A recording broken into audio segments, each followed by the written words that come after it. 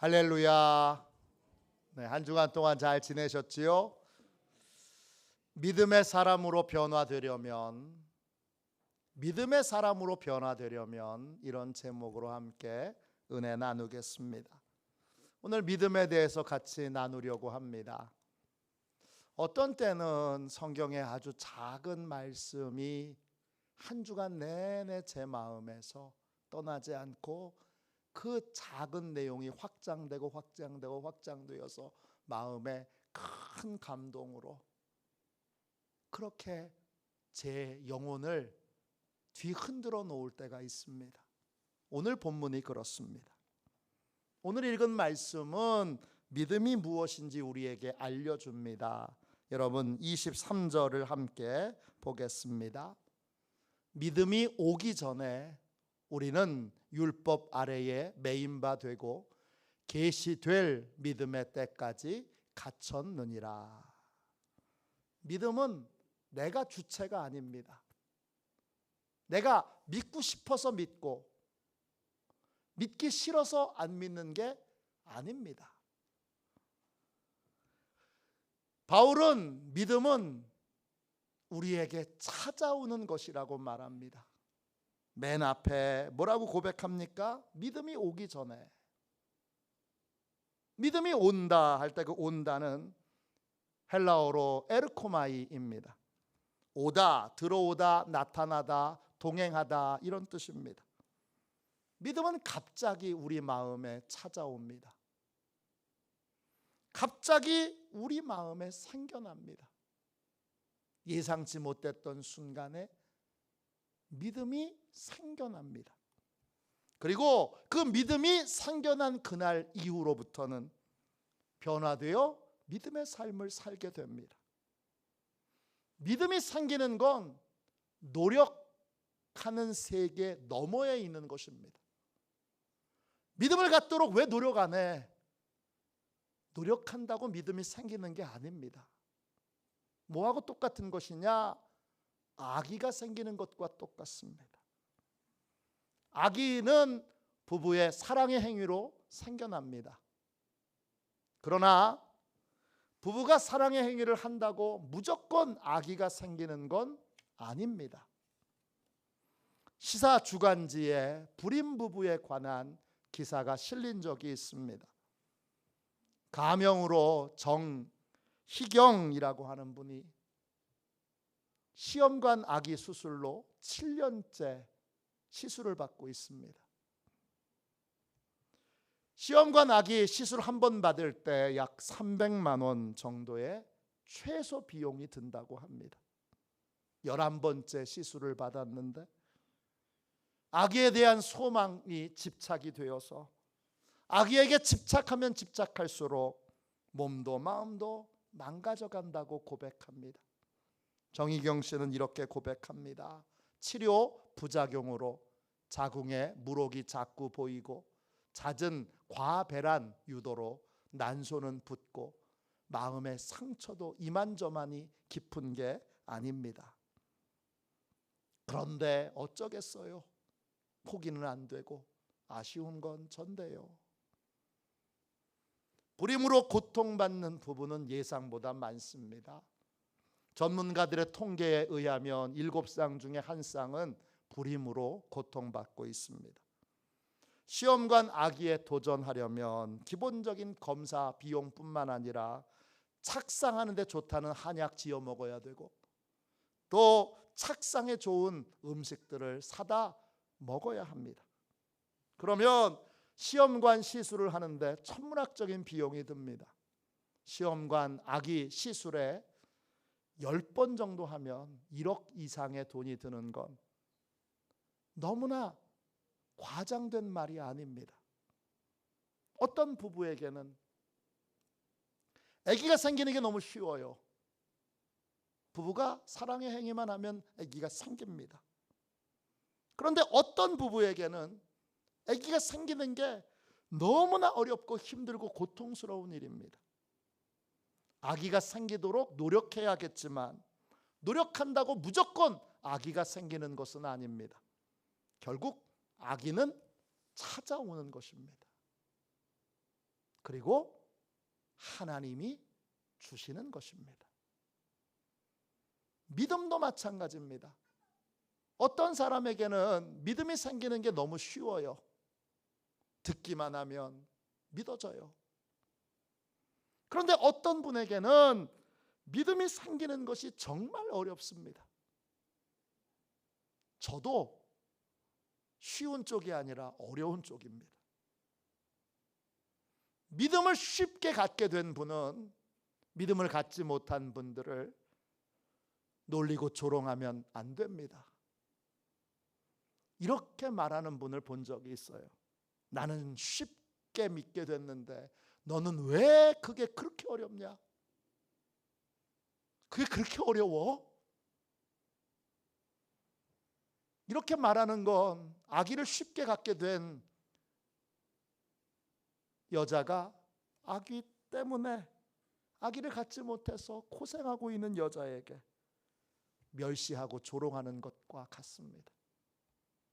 믿음을 쉽게 가졌다고 믿음 갖기를 어려워하는 사람에게 너는 왜 이렇게 믿음이 없어? 그렇게 말해서는 안 됩니다. 왜냐? 믿음은 노력의 영역에서 벗어난 세계이기 때문입니다. 믿음은 아기처럼 갑자기 찾아오는 것이고 하나님이 주시는 것이기 때문입니다. 교회 안에는 위선자들이 많습니다. 어떤 사람이 위선자입니까? 믿음 없는데 믿음 있는 척하는 사람이 위선자입니다. 왜 교회에 이런 사람이 많습니까? 교회 안에 믿음에 대해 정죄하는 분위기가 있기 때문입니다. 신앙생활을 몇 년 했는데 아직도 그걸 못 믿어? 이런 정죄하는 분위기가 교회 안에 가득하면 성경에 있는 모든 진리를 다 믿는 건 아닌데 다 믿는 것처럼 조금의 의심도 없는 것처럼 그렇게 흉내를 내야 합니다. 그러면 자신이 믿지 않는 부분, 이해가 안 되는 부분, 궁금한 점을 속회에서 솔직하게 털어놓고 얘기하면 좋은데 그렇게 진실하게 물을 수 없습니다. 그래서 저희가 1:1 제자 양육을 하는 겁니다. 그룹 안에서 물을 수 없는 걸 목사님에게, 사모님에게는 마음껏 물어보라고 그렇게 하는 겁니다. 위선적인 신앙의 태도, 안 믿는데 믿는 척하는 건 참된 신앙으로 나아가는 가장 중요한 걸림돌이 됩니다. 목사는 모든 걸 다 알아야 하나요?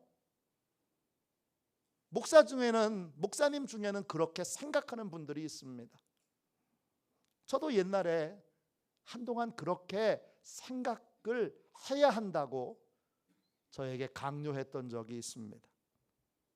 그러나 이런 태도를 계속 유지하면 결국 위선과 거짓에 빠지게 되고 목사가 그러면 교회 전체가 다 위선과 거짓에 담겨서 신앙이 성장하지 못하는 교회가 되고 맙니다. 저는 모르는 게 많습니다. 저는 모르는 걸 모른다고 말하는데 모르는 건 부끄러운 일입니다. 목사가 모르는 건 정말 부끄러운 일이지만 모르는 걸 안다고 말하지는 않습니다. 저는 믿지 못하는 것도 있습니다. 여전히 씨름하고 있는 것도 있습니다. 믿지 못하는 게 목사로서 이것도 믿지 못하나 창피합니다. 그러나 믿지 못하는 걸 믿는 척 그렇게 말하지는 않습니다. 왜냐? 제가 그렇게 말하는 순간, 그렇게 위선을 떠는 순간 교회 전체가 위선으로 가득한 교회가 되기 때문입니다. 믿음은 개인의 노력으로 얻는 세계가 아닙니다. 그렇기 때문에 아기가 생기는 것처럼 믿음은 갑자기 생기는 것이고 또 믿음은 하나님이 주시는 것입니다.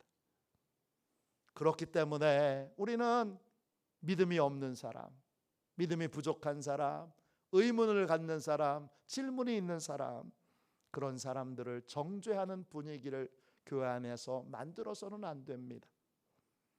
교회 오래 다닌 중직도 믿지 못하는 게 있을 수 있습니다. 아니, 목사도 있는데 장로님은 다 믿어야 되나요? 믿지 못하는 걸 믿는 척 하는 것, 신앙을 병들게 하고 신앙을 곪게 만드는 것입니다. 믿고 싶어도 안 믿어지니까 못 믿는 겁니다. 노력을 안 하는 게 아닙니다. 나는 노력해서 됐는데 너는 왜 안 되냐? 그렇게 여러분, 정죄해서도 안 됩니다. 불임 부부가 위로받고 이해를 받아야 하는 것처럼 믿지 못하는, 믿으려고 애써도 믿어지지 않는 분들도 역시 위로받고 이해받아야 합니다. 이런 분들이 거짓과 위선을 벗고 정직하게 믿음이 없는 부분, 믿지 못하는 부분을 솔직하게 드러낼 수 있을 때, 그때 비로소 우리는 참 믿음을 얻는 길을 향하여 걸어갈 수 있게 됩니다. 그럼 믿음은 어떻게 생깁니까? 아기가 생기는 조건이 있습니다. 그것처럼 믿음이 생기는 조건도 있습니다. 아기는 부부가 사랑의 행위를 할 때 생겨납니다. 믿음은 언제 어떻게 생기죠? 믿음은 복음을 들을 때 생깁니다. 로마서 10장 17절입니다. 믿음은 들음에서 나며 들음은 그리스도의 말씀으로 말미암았느니라. 믿음은 예배 시간에 하나님의 말씀이 선포되는 그 시간에 복음을 들음으로, 그 들은 복음이 성령님의 은혜로 깨달아질 때, 알아질 때, 그때 믿음이 생겨납니다. 믿음이란 말은 헬라어로 피스티스입니다. 가장 기본적인 뜻은 설득당하다, 이런 뜻이에요. 복음을 전할 때 목사님이 설득하는 게 아니라 성령님이 설득해 주시는 겁니다. 그래서 성령님의 설득을 당해서 복음의 확신을 갖게 되고 복음을 진실로 믿게 되고 그리고 믿음의 삶을 살게 되는 것이 바로 믿음입니다. 아기가 생기려면 부부가 사랑의 행위를 많이 해야 합니다. 그러면 아기가 생길 확률이 높습니다. 사랑의 행위를 전혀 하지 않는데 아기가 생기기를 바라는 건 말도 안 되는 일입니다. 중국에서 있었던 재밌는 일이 있습니다. 2012년도 세계 인구의 날을 맞이하여 중국 상하이 방송국에서 불임 부부들을 취재를 했습니다. 그 중에 왕씨 부부가 있습니다. 이 부부는 결혼 생활이 원만하고 잘 유지됐는데 아기가 없습니다. 그래서 불임의 원인을 찾기 위해 병원을 방문했는데 불임의 원인을 찾기 위한 검사를 하는 도중에 의사가 너무나 황당한 사실을 알게 됩니다. 이 부부는 결혼하고 같이 잠자리, 그냥 잠만 자는 걸 말합니다. 그냥 잠만 자면 저절로 아기가 생기는 줄 알았습니다. 성에 대해서 전혀 무지하니까 아기가 생기는 최소한의 노력도 하지 않았습니다. 임신 가능성 검사를 하다가 왕씨 부인이 한 번도 사랑의 행위를 하지 않은 처녀라는 사실을 알게 됐습니다. 아무런 노력을 하지 않았는데 아기가 생기는 건 불가능합니다. 진실한 믿음도 최소한의 노력을 해야 합니다. 그 노력이 뭐죠? 예배의 자리에 빠지지 않고 참여하는 것입니다. 부부가 사랑의 행위를 하지 않았는데 아기가 저절로 생겼다? 그런 일은 없습니다. 마찬가지로 예배의 자리에 나오지 않는데 믿음이 생겼다? 그런 일도 일어나지 않습니다. 찬송하고 기도하고 말씀 듣는 예배의 자리에 더 많이 나와야 합니다. 말씀을 묵상하는 삶을 더 많이 행해야 합니다. 그때 성령님이 찾아오셔서 우리의 마음에 말씀을 깨우쳐 주실 때, 말씀에 담겨 있는 비밀을 알려주실 때, 내가 믿지 못하고 내가 두려워하는 부분을 만져주실 때, 그때 비로소 믿음이 생기는 것입니다. 그러니까 복음을 듣는 자리, 예배 자리에 빠지지 말아야 됩니다. 난 믿음도 없는데 예배가 무슨 의미가 있어? 믿음이 없기 때문에 의미가 있는 겁니다. 믿음이 없기 때문에 말씀을 듣는 자리에 더 많이 나와서 성령님이 역사해 주셔야 합니다. 성령님이 말씀을 선포하는 그 자리에 오셔서 우리에게 복음에 감춰져 있는 비밀을 알려주실 때 믿음이 생깁니다. 여러분, 갈라디아서 3장 23절을 한 번 더 읽겠습니다. 믿음이 오기 전에 우리는 율법 아래에 매인 바 되고 계시될 믿음의 때까지 갇혔느니라. 말씀이 선포될 때 성령님은 우리 안에서 계시를 해 주십니다. 계시란 헬라어로 아포칼립토입니다. 가리개를 벗기다, 밝혀지다, 폭로하다, 이런 뜻입니다. 복음에 있어서 내가 의심되는 거, 두려워하는 거, 이거를 말씀이 선포되는 시간에 성령님이 우리 안에서 그 의미의 참된 뜻을 깨우쳐 주시고 그것에 대한 믿음을 갖게 하시고 믿음의 사람으로 변화시켜 주시는 것입니다. 그러므로 믿음을 가지려면 두 가지 조건이 충족되어야 합니다. 하나는 복음을 듣는 자리에 나와야 하고, 또 하나는 성령님께서 역사해 주셔야 합니다. 믿음이 생겨나려면 복음의 자리에서 성령님의 설득을 당해야 합니다. 이 중에 우리가 할 수 있는 것이 있고 우리가 못하는 것이 있습니다. 우리가 할 수 있는 건 예배의 자리에 빠지지 않는 겁니다. 그건 우리가 할 수 있습니다. 또 성령님께서 임재해 주시도록 예배 드리기 전에 간절히 사모하며 기도할 수 있습니다.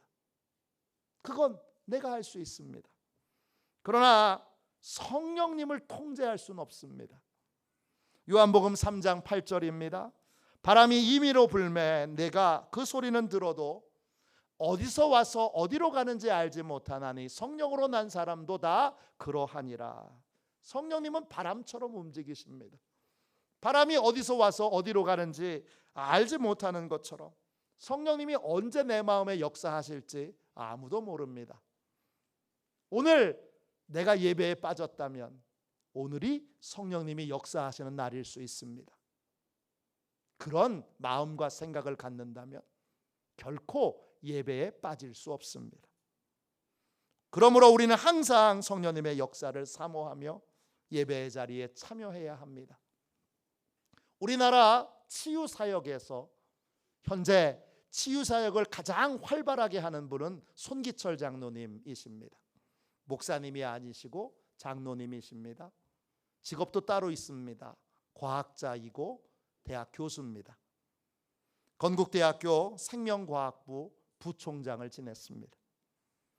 손기철 장로님이 쓰신 책 가운데 환영합니다 성령님, 이런 책이 있습니다.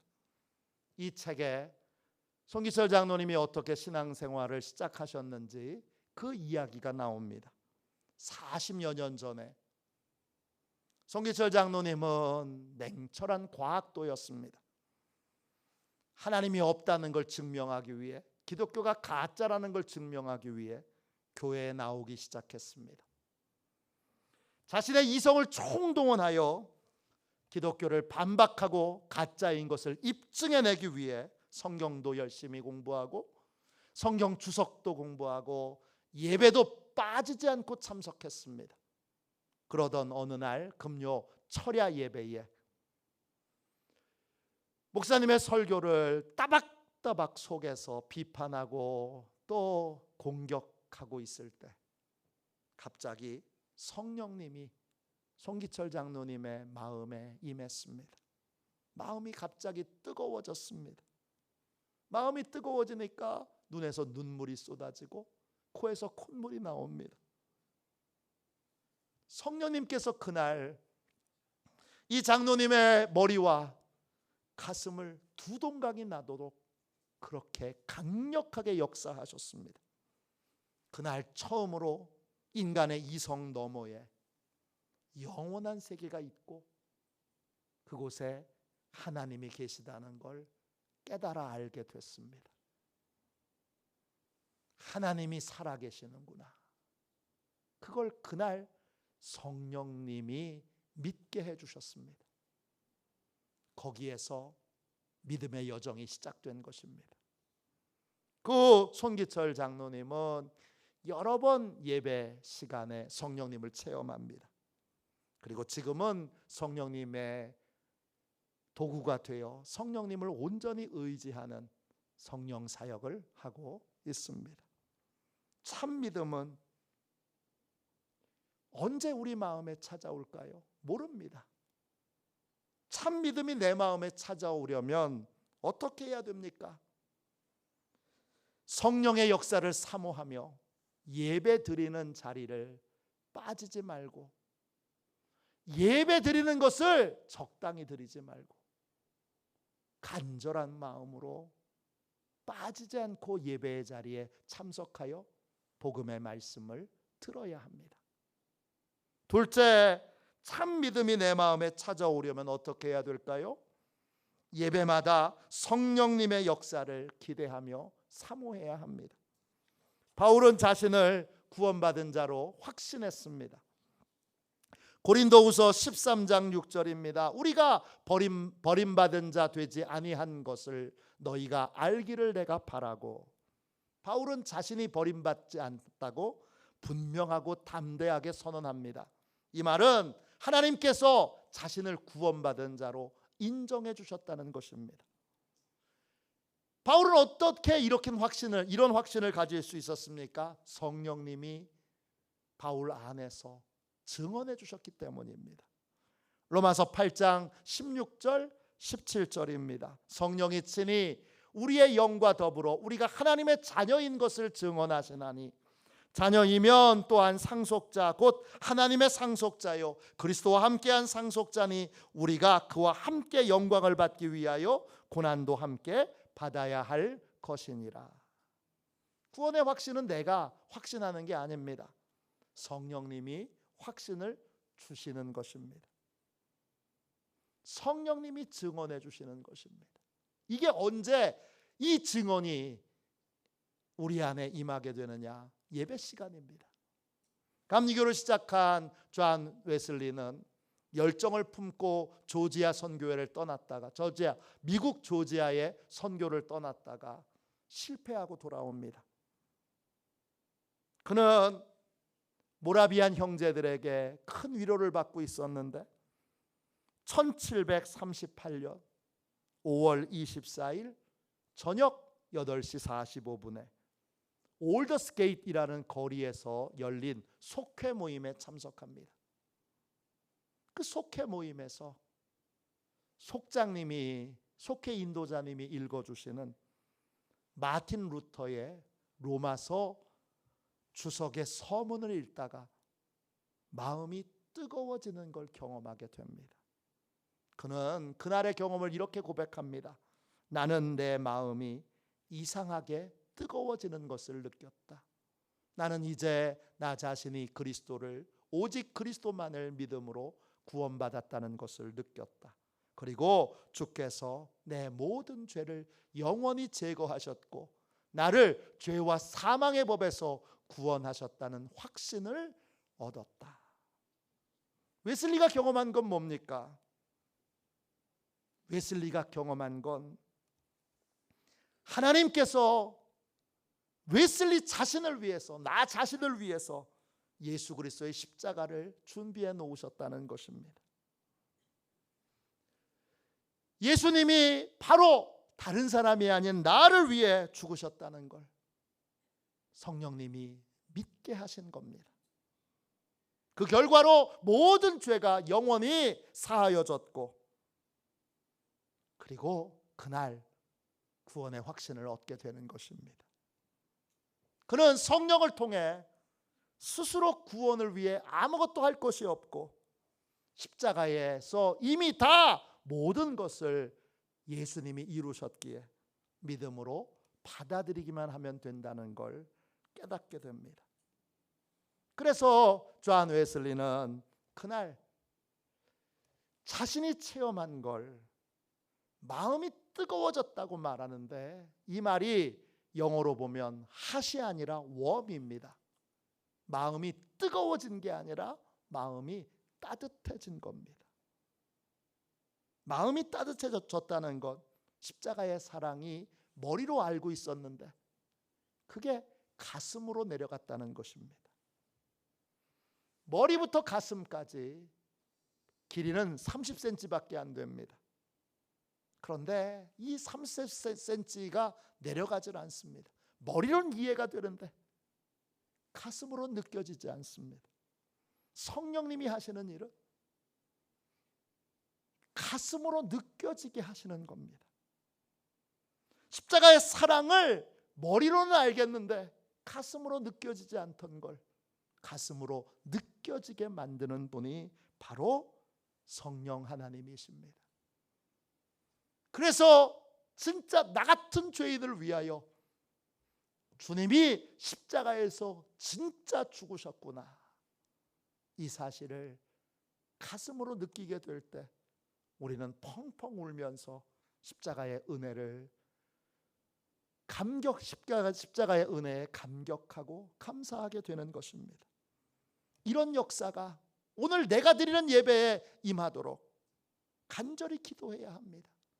오늘 성령님, 내가 역사하셔서 나에게 아무도 흔들 수 없는 믿음을 주셔서 구원의 확신으로 믿음으로 사는 삶을 살게 해 주십시오.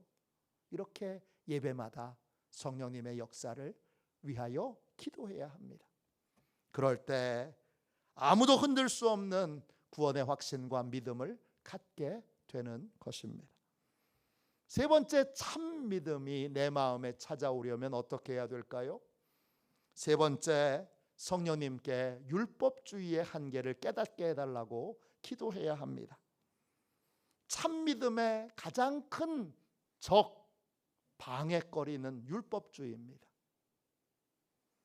갈라디아서 3장 23절을 한 번 더 읽겠습니다. 믿음이 오기 전에 우리는 율법 아래에 매인 바 되고 계시될 믿음의 때까지 갇혔느니라. 성령님이 복음의 비밀을 깨우쳐 주셔서 믿음을 갖기 전까지 우리는 율법주의에 갇혀 있는 삶을 살게 됩니다. 율법주의가 뭡니까? 나의 노력으로, 나의 애씀으로 구원을 이루려고 드는 것입니다. 이것이 왜 문제입니까?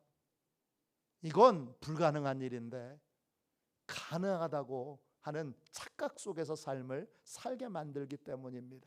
내가 열심히 해서, 내가 열심히 믿어서, 내가 열심히 순종해서, 내가 착한 삶을 살아서, 내가 다른 사람을 이롭게 해서 그래서 구원받아야지 하는 생각이 우리 밑바닥엔 항상 깔려 있습니다.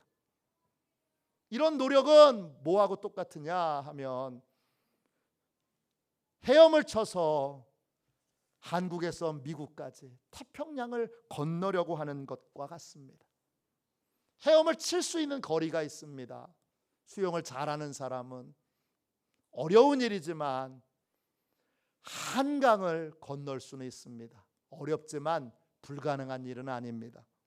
그러나 거리가 태평양이라면 얘기가 다릅니다. 어떤 사람도 헤엄쳐서 태평양을 건널 수는 없습니다. 율법주의는 수영으로 태평양을 건너려고 노력하는 것과 같습니다. 율법주의는 불가능한 것을 불가능한 줄 모르고 끊임없이 시도하도록 만드는 것, 그것이 바로 율법주의입니다.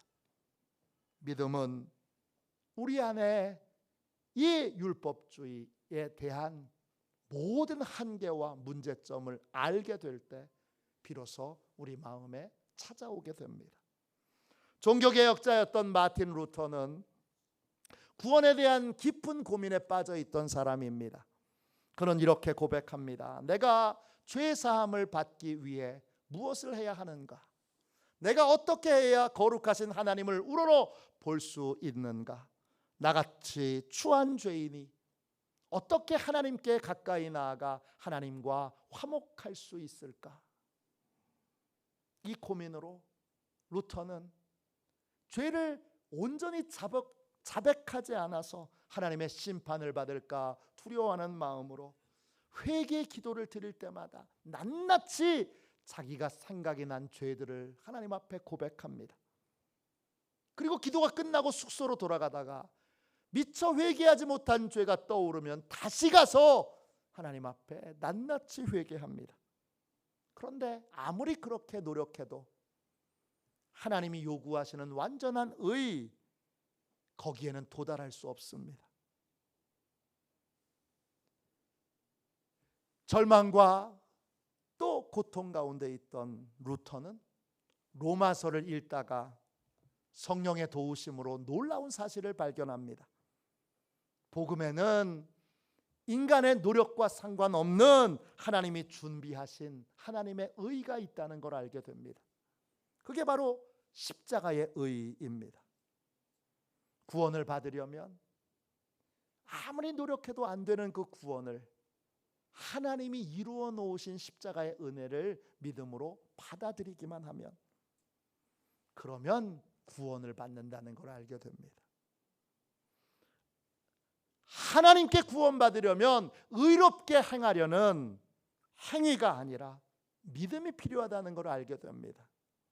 그래서 하나님이 마련하신 구원의 은혜를 감사함으로 받아들이는 사람, 감사함으로 믿는 사람만이 구원을 받을 수 있다는 걸 알게 됩니다.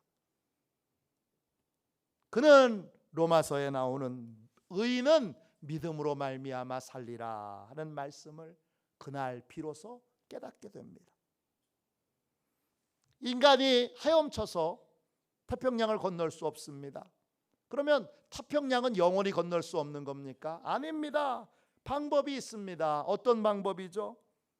내 힘으로 태평양을 건너야지라는 생각을 버리고 이 고집을 포기하고 태평양 가는 배나 비행기를, 태평양을 건너는 배나 비행기를 타면 됩니다.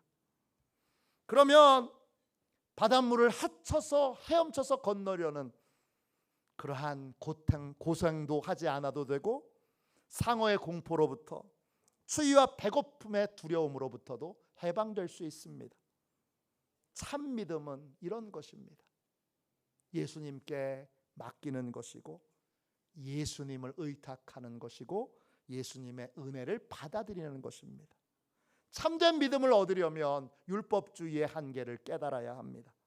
그러므로 예배를 드리러 나올 때마다 내가 하려고, 내 열심으로, 내 노력으로 뭔가를 이루려는 율법의 한계를 깨닫게 해달라고 기도하고, 어리석은 율법주의를 고집하지 않고 복음을 진심으로 믿고 받아들이는 사람이 되게 해달라고 기도할 때 참 믿음이 우리에게 찾아오게 되는 것입니다.